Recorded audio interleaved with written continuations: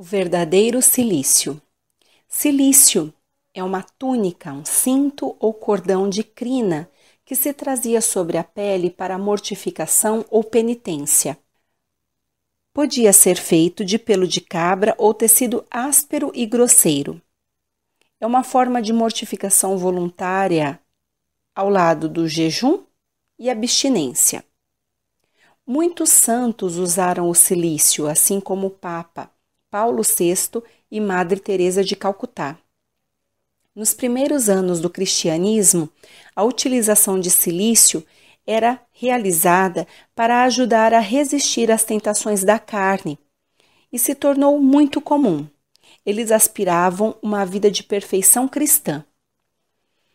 É feito pelos religiosos católicos com o intuito que narra o Papa João Paulo I. Cristo não escondia aos ouvintes a necessidade do sofrimento. Ele dizia: se alguém quer vir após mim, tome a sua cruz todos os dias. Esta passagem está contida em Lucas 9. No Evangelho segundo o Espiritismo, capítulo 5, Provas voluntárias e verdadeiro cilício, nós podemos então obter informações sobre o verdadeiro cilício à luz da doutrina espírita. E lemos que as provas têm por fim exercitar a inteligência, a paciência e a resignação. Um homem pode nascer numa posição penosa e difícil para obrigá-lo a procurar os meios de vencer as dificuldades. O mérito consiste em suportar as consequências dos males sem murmurar, perseverar na luta, não se desesperar e nunca abandonar as coisas, porque seria um sinal de preguiça. Jesus disse: bem-aventurados os aflitos. Os aflitos referidos por ele são os humildes, arrependidos e decididos a se regenerar pela reforma íntima e pelo trabalho com amor e caridade. É um grande mérito procurar as aflições quando os sofrimentos e privações têm por finalidade o bem do próximo. Se trata de caridade pelo sacrifício. Não quando só tem por fim o bem próprio, aí se trata de egoísmo pelo fanatismo. Devemos nos contentar com as provas que Deus manda e não aumentar a carga que pode ser bem pesada.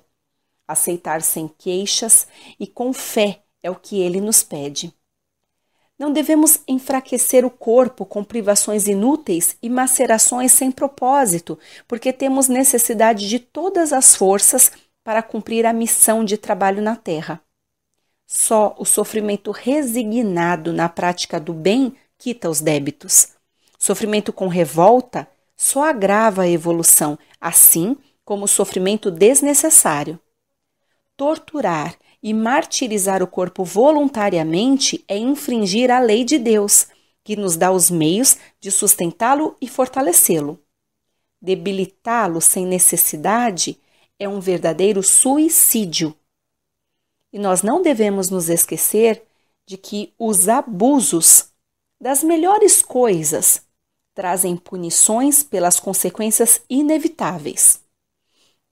Sofrimentos que uma pessoa se impõe para aliviar o próximo, como suportar o frio e a fome, para agasalhar e alimentar quem necessita, se o corpo sofre com isso, eis o sacrifício abençoado por Deus. Deixar a casa para consolar, sujar as mãos curando feridas, se privar do sono, velar a cabeceira do doente. Assim, se aplica a saúde na prática das boas obras. Temos o verdadeiro cilício de bênçãos, porque as alegrias do mundo não ressecaram o coração. Se quisermos um cilício, devemos aplicá-lo à nossa alma e não ao corpo. Mortificar o espírito e não a carne. Acabar com o orgulho, recebendo as humilhações sem nos queixarmos, machucando o amor próprio, insensíveis à dor da injúria e da calúnia, que pode ser mais pungente que a dor física. Eis o verdadeiro cilício, que atesta a coragem e submissão à vontade de Deus.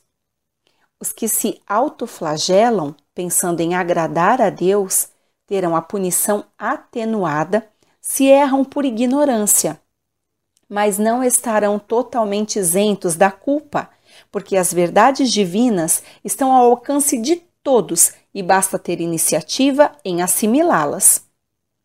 O homem que se mata ou se faz matar tem sempre o objetivo de abreviar a vida, então, há suicídio de intenção.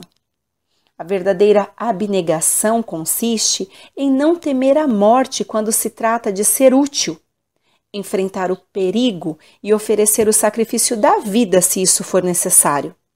A intenção premeditada de procurar a morte, expondo-se ao perigo, mesmo em serviço, anula o mérito. Um homem pode se expor ao perigo para salvar a vida de alguém, sabendo que sucumbirá, mas, não tendo a intenção de morte, não há suicídio. Há devotamento e abnegação. Uma situação inesperada pode desviar o golpe fatal. Os que aceitam, por resignação e submissão a Deus, os seus sofrimentos, com vistas à felicidade futura, podem tornar seus sofrimentos proveitosos para os outros de duas formas: materialmente e moralmente. Materialmente, se pelo trabalho, as privações e os sacrifícios contribuem para o bem-estar material do próximo. Moralmente, pelo exemplo que dão com sua submissão a Deus. Exemplo do poder da fé espírita que pode incitar a resignação, salvando do desespero e de suas consequências para o futuro. E aí, nós lembramos mais uma vez do suicídio. Emmanuel, no Livro da Esperança, nos deixa importantes palavras. Fugir de trabalhar e sofrer no mundo para resguardar a virtude é abraçar o egoísmo mascarado de santidade. Os bons são realmente bons se amparam os menos bons. Os sábios se buscam dissipar a ignorância. O espírita é o cristão chamado a entender e auxiliar. Doemos ao mundo, ainda que seja o mínimo do máximo que recebemos dele, compreendendo e servindo aos outros, sem atribuir ao mundo os erros que estão em nós. Num outro trecho do mesmo livro, ele traz: o corpo é teu refúgio e teu bastão, vaso e veste, harpa e enxada. Abençoa o teu corpo e ampara-lhe as energias para que ele te abençoe e te ampare no desempenho de tua própria missão.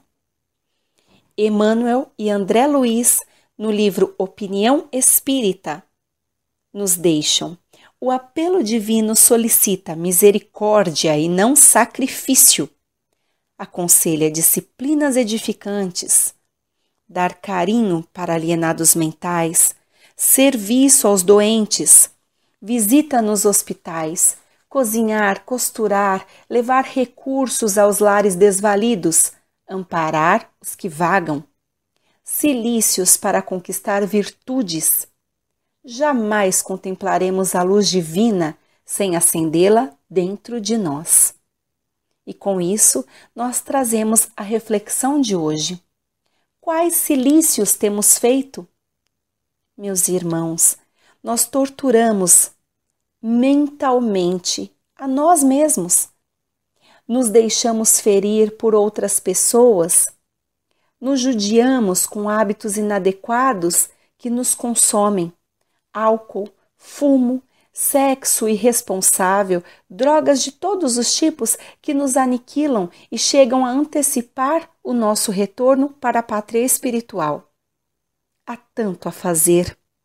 Trabalhos incessantes onde podemos ser úteis e nos esquecer de nós mesmos, nos esquecendo do nosso bem-estar, de nossas necessidades orgânicas e emocionais para beneficiar o outro. Isso é o verdadeiro cilício que todos podem fazer. Nós agradecemos a atenção de todos. Esperamos de alguma forma ter colaborado para os vossos estudos. Que Deus possa abençoar-nos e nos dar o direcionamento necessário para que possamos continuar evoluindo dentro do bem, produzindo boas ações para todos os nossos semelhantes. Estejamos todos ligados com o Mestre Jesus, que nos ilumina a vida. Agradecendo ao mentor e amigo Erasmo Gurgel por mais esta oportunidade de trabalho edificante. Graças a Deus, graças a Jesus.